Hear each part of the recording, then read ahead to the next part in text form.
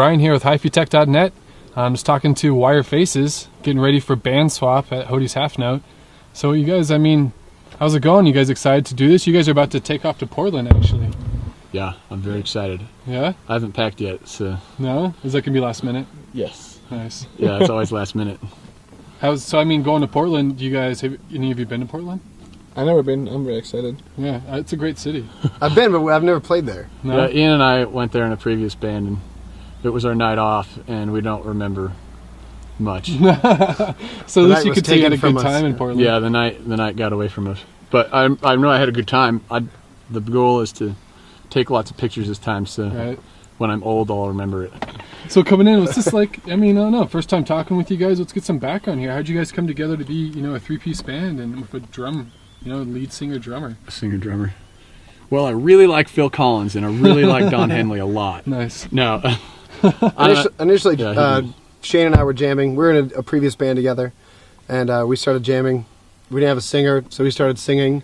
Nice. Along the way, Manoush came, and we really liked the three-piece thing. We don't want to go back to like having more members. It's just easier to schedule and easier to write. You know, everything's more money easier for everyone. Right? Yeah, everything's just better. It gives us a little more freedom as individuals to like branch out and not just stay in one little box. Like your job in the band is to be the background guitar guy that doesn't do anything else. Right. Like I have the freedom to kind of do both, and and we really like Shane's voice, and so it just sort of progressed and became our own thing, and now here we are. It's great when things just kind of, I mean, it's like just evolution, whatever, and fall into place. yeah. It just evolves into the right order, the right time. Yeah, it definitely wasn't like a conscious decision, like, we're going to start this band and I'm going to, like, sing. It was kind of like, I guess I'll sing. And we had some other friends that were kind of doing that, too. There was actually some other bands around that had drummers that were doing a lot of vocals, and so we were kind of like, well, why not, you know?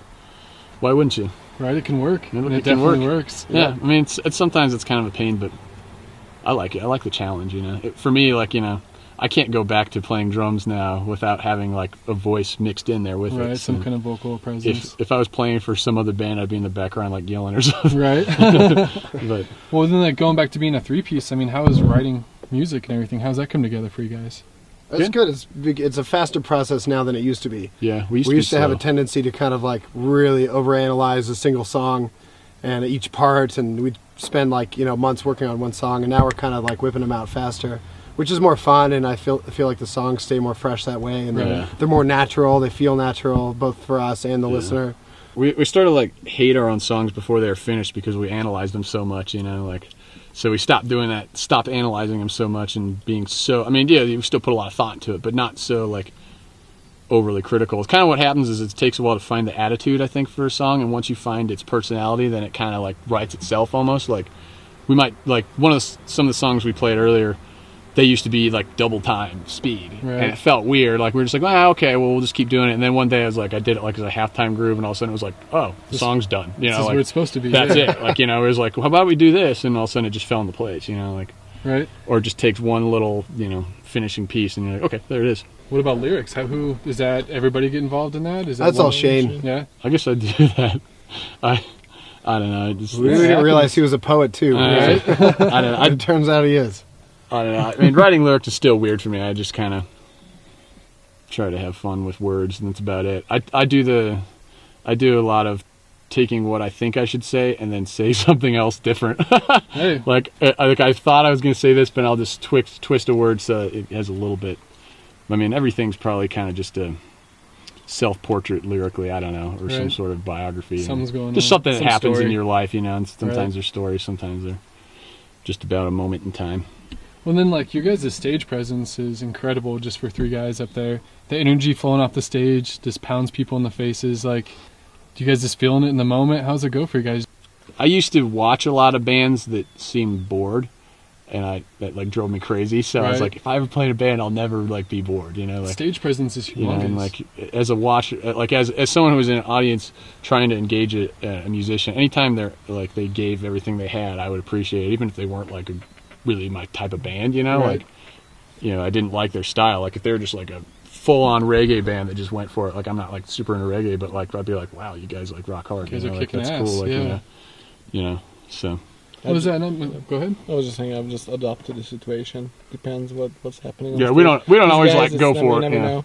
Like I'm just open for anything, you know. Right. I'm ready. The venue depends a lot. Like, there's a lot of Yeah. things. What's gonna happen? When we Where played, are you You're like, playing like Where a are child's you birthday party. Yeah. We're not gonna like Yeah, we kick don't- holes in the wall. we don't kick Right. holes at the, or do we? No, I wish we did. No, we played a coffee shop, and we do. Sometimes we do acoustic sets, so just to kind of like that's freak awesome. people out and freak ourselves out. How's that go? It's interesting. Yeah, Yeah. it's weird, but It's I think good for us as musicians to sort of spring unpredictable situations on ourselves to see like how we can adapt to it. Right. yeah, in the that's moment, awesome. you know? yeah, we like being able to do Works it. your 'cause- musician muscles. Yeah, I guess one of the first things we did is when we went down to South by Southwest, we saw a lot of buskers. The first year we were there, and we were like, we should do that next year. And then we got little battery powered amps, and I just took like whatever drum things I could fit in a backpack, and we just went down and played in the corner too. And it's funny, like That's awesome. you do that, and you draw a crowd all of a sudden. You know, Right. That's It crazy. kind of doesn't really mean a lot, but it's cool, like just to do it. It keeps you productive, so you're not just like drinking all day. You know, Right, like you're and not it's just fun like for you, though, man, Right, right? it's good I'm for us, sure. and it's cool. Like it's good to just kind of throw out there and just see what get a lot of like people taking pictures of you. Right. So it's like follow these You see people. a big that- sign that has your name on it or something. Yeah. Dancing on the street. Right. Yeah, There's that's- not a lot of that's rock cool. bands busking on the corner. It's generally dude with acoustic Yeah. guitar. We even saw a metal band playing on like string instruments like Oh, cellos wow. and what are they called? Oh gosh, what is that band called? You know, what's crazy is that band then opened up for Pinback. I saw them at the Gothic. That's right. Oh, Like wow. they were like busking on South by Southwest in the corner. I was like, that's a crazy little band. I can't remember their name right now, but then I went and saw Pinback at the Gothic. It was like a sold out show, and like the opening act was that band. I was like, I recognize that I know these guys. that strange metal band. Like they're like kind of metal, but kind of like Orchestral. kind of orchestral. Yeah. Yeah. Yeah. But that was kind of cool. Like actually, turned into something for him. So.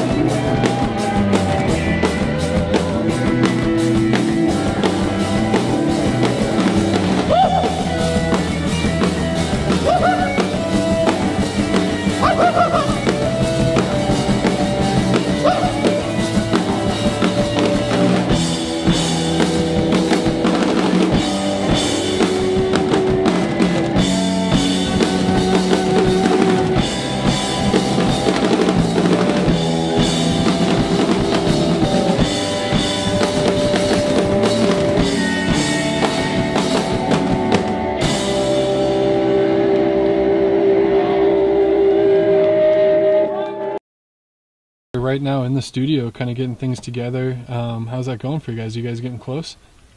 Getting there. It's a process. It's a process.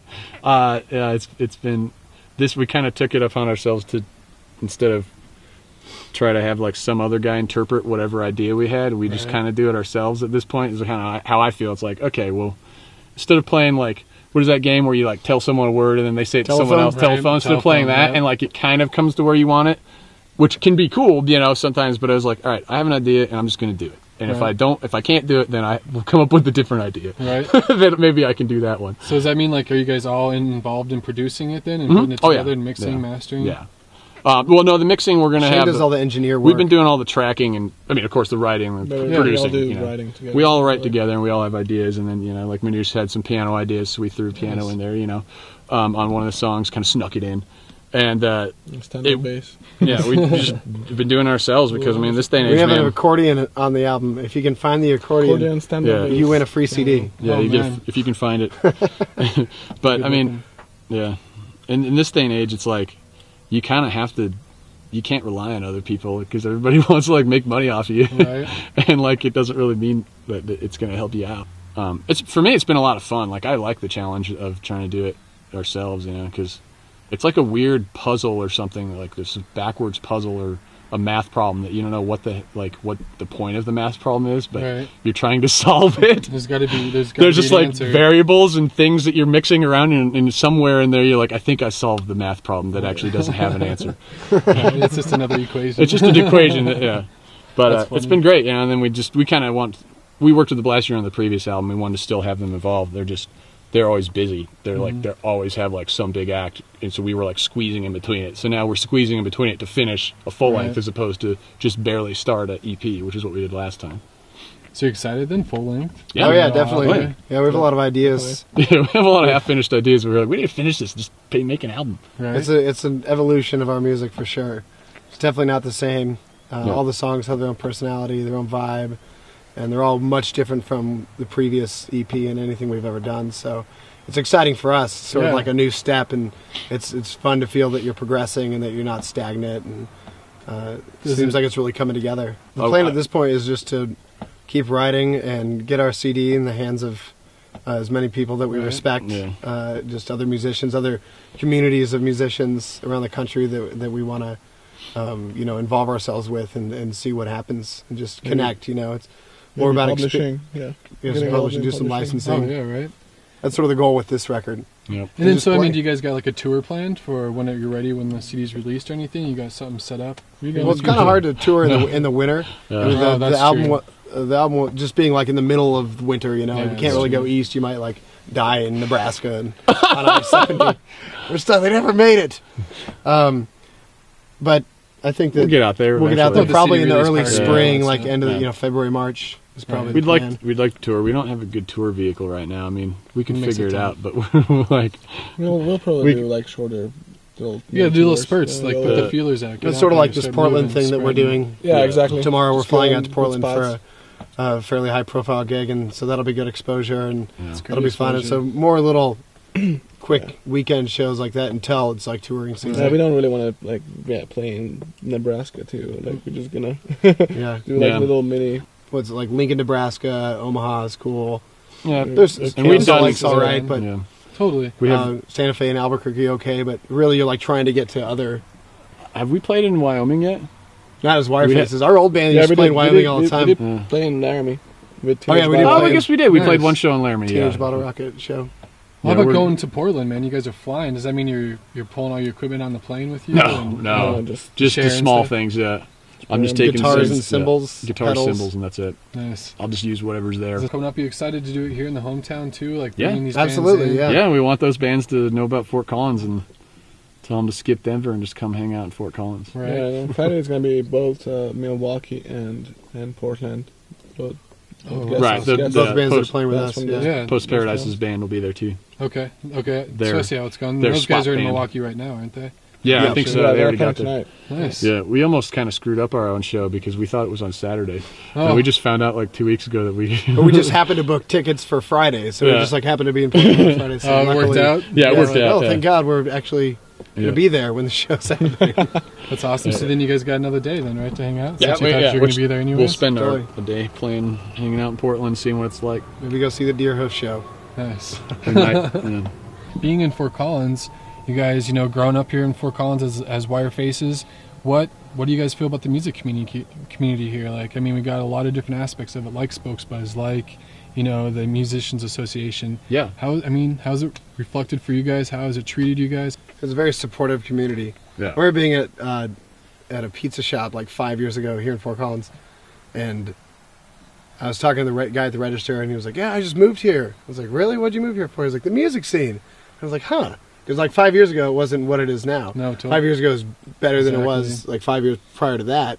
But there were like different like sort of waves of the Fort Collins scene being really like active, and I think that this is just another wave, and this one happens to be like maybe a little bigger. Maybe that's just because of the population, but also because of things like social media. And not to digress, but there's more people that know about Fort Collins now. People are putting it together. There's a lot of people putting in a lot of effort. I mean, really, Danny and everyone at Spokesbuzz is really putting a lot of effort out there to make things happen. And everyone who volunteers with FOCO MA, the Fort Collins Musicians Association, that's incredible. Like all these people are just putting all this effort forward to kind of, be it just they work as a stagehand at the shows or things like that. Like it blows me away that's all they want to do. I'm like, that's great. Thank you. It's really great. And it's awesome when a community can come together and do that. Absolutely. Yeah, we're very grateful. It's awesome. Well, thanks, guys. I mean, we really appreciate you letting us come to your practice and intrude a little bit, get some questions answered. Absolutely. Awesome. Thank you.